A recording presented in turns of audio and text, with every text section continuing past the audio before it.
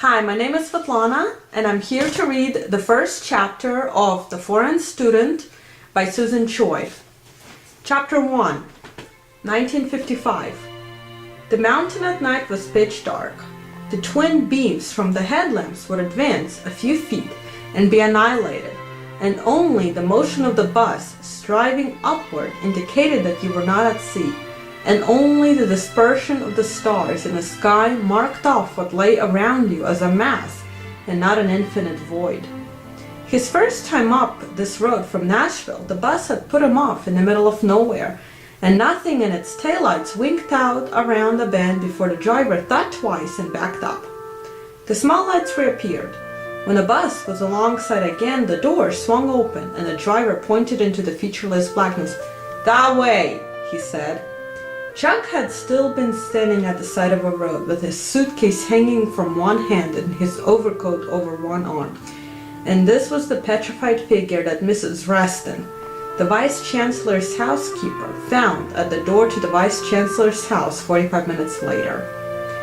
You would not have known that the motionless person had just walked 2 miles straight uphill with a steady and terrified step, and only the slight paleness of the gravel reflecting the stars to direct him. To Mrs. Reston, he seemed to have dropped into the pool of porch light from outer space. She showed him inside and unclamped the hand from the suitcase's handle and unbent the arm from beneath the drape of the overcoat and gave him some tea in the kitchen. Mrs. Reston was annoyed with the bus driver for not having explained things more clearly. It would seem like a failure of hospitality, in her opinion, unless a person knew that the gravel drive up to the Vice-Chancellor's was too steep and shifty a purchase for the lumbering bus, and even most cars. They'd go skittering right off the edge. As far as hospitality went, she was ready. She had been ready for his arrival for days and had been waiting with a pot of tea in her embroidery basket and a pile of silver screen back issues for hours. She gave him his tea in the kitchen in order to impart the idea that he was not a guest, but a boy being welcomed home. This tactic, based on years of experience with free-floating, frightened young men, fell securely within the realm of which she was the mistress. And she would have done it even if the Vice-Chancellor had not been away for the weekend. But she was glad that he was. "You must be tired after such a long trip," she said. "I'm going to keep you down here a quick minute because I've been so anxious to meet you. But then I'll take you right up to the guest room. There's the one nice thing about the Vice-Chancellor's being away. You can sleep late.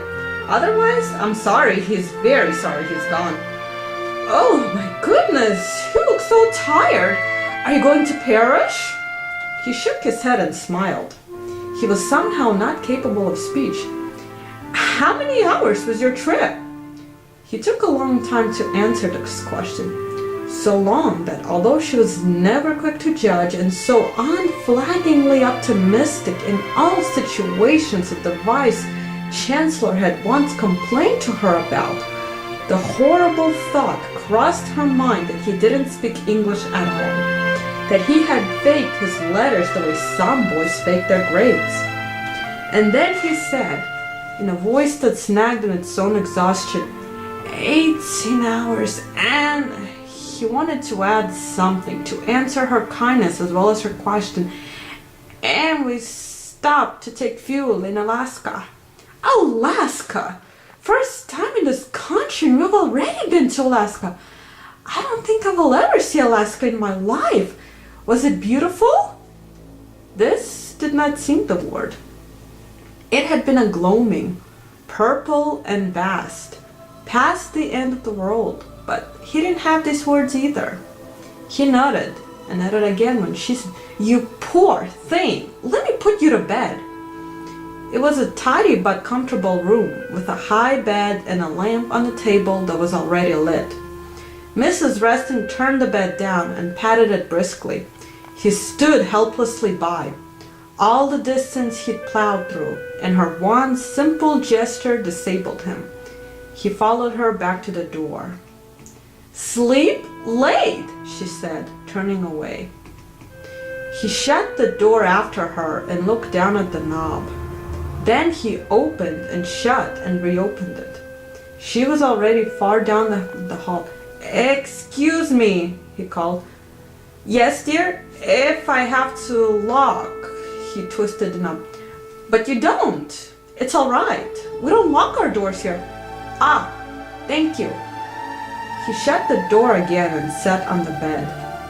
Then he lay back on top of the covers and pushed off his shoes with his toes. The shoes were too large, like the suit and the coat. After a while, he sat up, undid the knots in his shoelaces, and set the shoes beside each other on the floor. He lay down again and tried to find sleep. The thought of the door filled him with shame, because he could not accept the lack of precaution as a sign that he was safe. After a breakfast of poached eggs, fried ham, grits with butter, a half grapefruit, and a short stack of buttermilk pancakes, of which he ate only the grapefruit, he was sitting alone on the porch. The day was clear, but the air was full of mist, and the broad, clear slope in front of the house was slick with dew. It was so quiet he heard every sound. The faint scraping of pine boughs against each other, the creak of top-heavy trees, birds calling, and from deep within the house the murmur of Mrs. Reston's kitchen radio and the hiss of the tap as she cleared up the dishes. Then a roaring rose from nowhere and gained quickly in volume, and a tiny cream-colored convertible shot up the road and stopped dead right in front of the house. After a moment's hesitation, the sounds of the morning began to make themselves heard again. The car doors opened and slammed shut, and the car's driver came striding up the walk with her gloves in one hand. Mrs. Reston had heard the engine, and she came outside, drying her hands. "Oh, that car," she said. "But it does handle well up this road. I imagine Catherine could drive it right up to the side of a cliff." Catherine came up the steps and put out her hand, and Chuck found himself standing and shaking it. From a distance, he had thought she was a very young woman, even a teenager.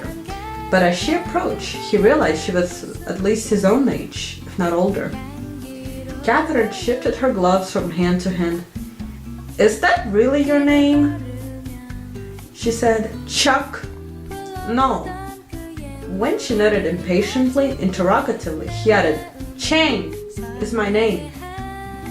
"Somebody's changed your name from Chang to Chuck? Was the idea to make it easier to remember? Correct me if I'm wrong," she said to Mrs. Reston, "but you're not going to save any syllables going from Chang to Chuck. You're not even going to save any letters unless you transliterate the name as the French would, and I don't see why you would want to do that. Have you fed him, Mrs. Reston?" "I tried," said Mrs. Reston. "I guess our traditional Southern breakfasts are too austere even for a Buddhist. What'd you give him? A ham and egg sandwich with strawberry jam and a side dish of hollandaise sauce?" Mrs. Reston laughed and wiped her eyes on her dish towel. Catherine laughed with her, but as she turned away, he could see her expression reverting to one of angry watchfulness, as if she were waiting for a signal that she didn't expect to receive. She had been enlisted to drive him to Strakehouse, where he was going to room for the year. Catherine was often to be found performing odd errands around Suwanee, driving faculty widows to shops or retrieving drunken young scholars from police stations.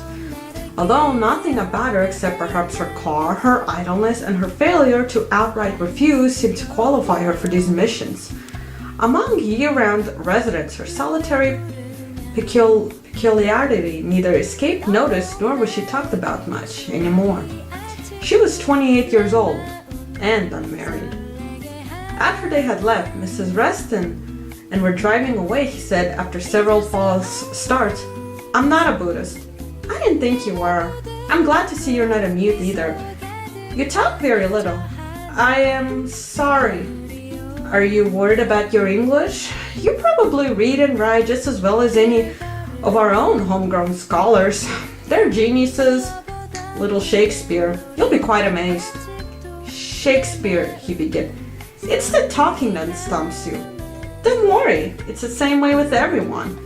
Speaking English is far more difficult than reading it or writing it. One must be spontaneous, witty, and charming. Sounds sad. It's a tall order, even for those of us who were raised to do nothing but. By the time the stray cows came into view, they had lapsed in what he hoped was a mutually comfortable silence, destroyed the instant she caught up the engine. He had barely managed to unfold himself from the car before she seized his suitcase and overcoat and was making her way up the walk, calling over her shoulder that the house mother was very kind, and that his room was very large, and that he would not have to share it with anyone. Although she had to wonder, she continued out loud, to whom this was indifference. He knew that the warm stone facade just ahead was the end of the dream as he dreamed it. Dreams were place markers, waiting rooms, dead time.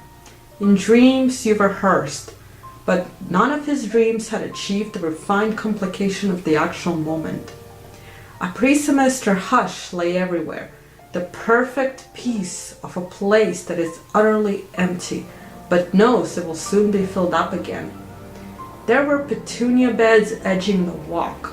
The pale brown gravel resolved into hundreds of colors and shades when you looked at it closely. And her feet, swiftly scissoring, mounting the steps, and his suitcase appearing beside him. I have a piece of advice for you. If you really like Shakespeare, you must take Charles Addison's lecture. It's a little like going to the theater. It doesn't matter if you don't get all the words.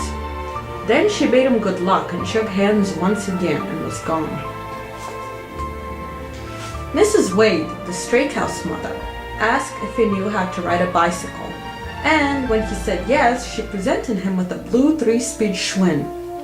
It had been left behind in a basement one year. On the first day of classes, he rode it to the quad with the tails of his jacket flapping behind and his hair sticking up off his head in the wind like a coxcomb. If you had asked him 1 month earlier whether or not he could imagine himself arriving for his first actual day as an American student with twin sweat stains under his arms and the cuffs of his pants crumpled up where he had had them stuffed into his socks and his notebooks tied into the rack of a rattly blue bicycle, he would have been dumbfounded. But for the past month, he had been alone and exploratory. He took an English grammar with him, but he never really opened it.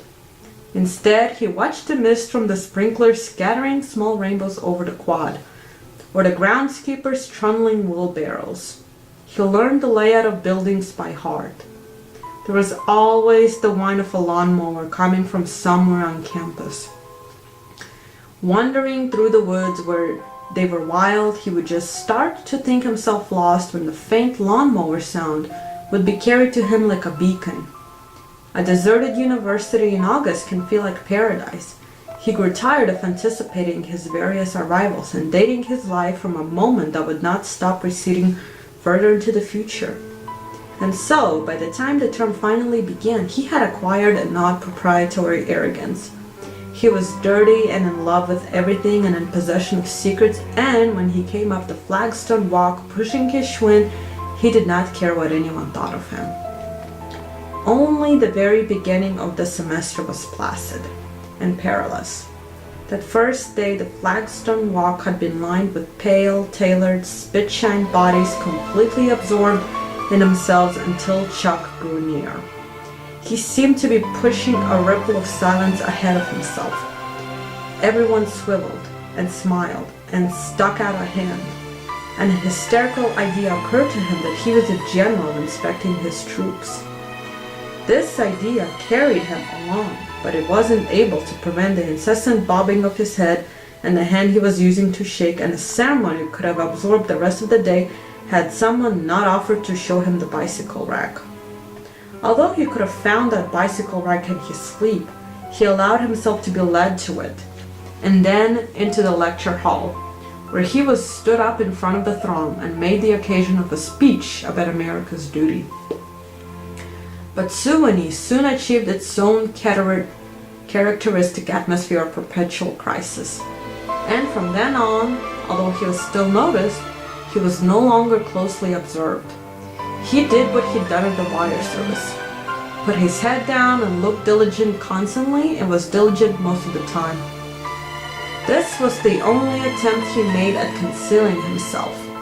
He never tried to fit in and eventually found that not having strived for some particular niche had settled him into a niche of his own. He was kept company more than made sense to him by a freshman from Georgia named Crane, whose father was in paper, not newspapers, all of which Crane held in contempt, but the actual stuff they were printed on, and also the Klan in a capacity of Grand Dragon of the Brotherhood of Atlanta. Crane announced this to Chuck on the occasion of their first meeting, in the hallway, introducing himself by way of a lengthy recitation of his family connections. Chuck discovered his own particular charm. He had an infinite patience for listening. So he listened, and spoke very little. He listened to Crane's lengthy discourses, generally delivered to him without warning, while he was trying to study, and from his own doorway, which Crane liked to violently seize by its frame as he spoke. He listened to the conversation roiling around him in the dining hall, where he ate alone if he did not eat with Crane. He didn't have to eat alone. He would have been welcomed anywhere, nodded to, smiled at. These were well-bred and, they liked to think, worldly Southern young gentlemen, and they had heard a rumor that Chuck worked for the Army intelligence during the war.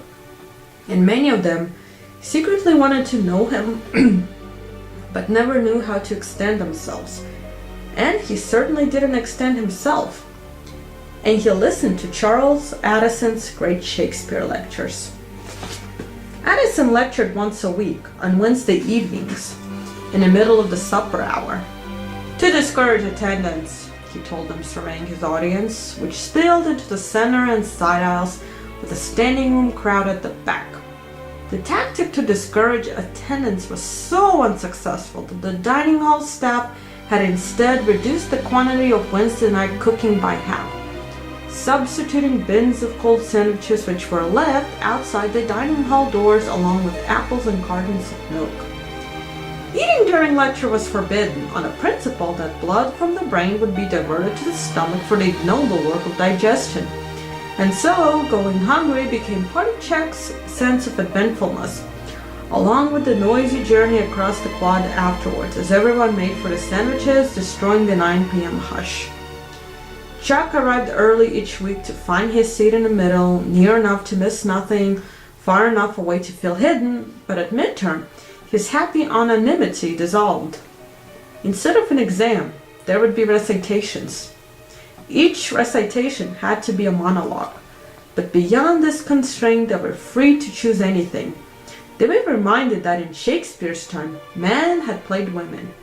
They were urged to be bold. He lay awake, sweating the whole night before, the collection of noises that made up the speech jabbering away through his brain, and by morning was so nervous he seriously considered staying in bed and dropping out of the class. At last, he was overwhelmed with shame and got dressed. Waiting his turn, he sat folded up on the floor of the dim corridor outside Addison's office, his forehead planted on his knees, whispering the speech into his lap as if it were a mantra. Sof Hillsbrook Standing Lake. The corridor had been transformed by the sort of festivity that often results from collective hardship. Around him, students paced and hissed and waved their arms, absorbed in their own mnemonic battles. His sense of condemnation was vivid. He felt he knew exactly what awaited him, and by the time his name was called and he had stepped into Professor Addison's office, everything was adequate to his worst expectation. He began woodenly to recite, "Make midnight moo shrump that rejoice," relieved from every possibility apart from that of absolute failure. His memory kept on unfurling. "I have bedimmed the noontide sun." When he reached twixt the green sea and the azure vault, Addison stopped him. "Vault," said Addison. "Vault," he answered. Addison signed and made a tent with his fingers. After a moment, Chuck's mouth opened again tentatively, and Addison's hand flew up, stopping him. He clamped his mouth shut and gulped.